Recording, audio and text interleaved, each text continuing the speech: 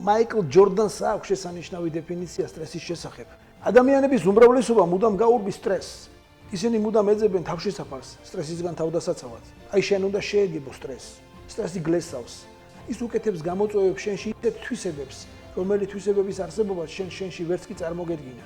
ის აქტიურებს შენს ფარულ შესაძლებლობებს და სწორედ ეს თვისებები გაიძულებთ გადაჭრათ ისეთი პრობლემები და გამოწვევები, რომელი გამოწვევების უფრო სუსტებს გაიძულებს თავშესაფრის ძებნას და დამალვას და ეს შესანიშნავი დეფინიციაა. იცით, ნებისმიერი ადამიანის გენიალურობა ეს მისი არ შემიძლიას და ეს ჩემთვის გაუსაძლისიას მიღმაძევს და მის ასაღებად სტრესულ გარემოებებში შესვლა ეს უბრალოდ აუცილებლობაა.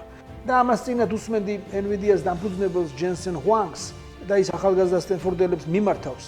გამძლეობა მნიშვნელოვანია წარმატების მიღწევაში. არ ვიცი როგორ აგიხსნათ სხვანაირად გარდა იმისა, რომ გისურვოთ, იმედი მაქვს, რომ თქვენ ყველას ტანჯვა და განსაცდელი გეწევათ, რადგან სიდიადე ხასიათიდან მოდის და ხასიათი არ ყალიბდება ჭკვიანი ადამიანებისგან. ის ყალიბდება ადამიანებისგან, რომლებიც განსაცდელში იყვნენ და გაუძლეს და კარგ მეზღვაურს შტორმი ქმნის და არა მომწურავი ინფორმაცია შტორმის შესახებ.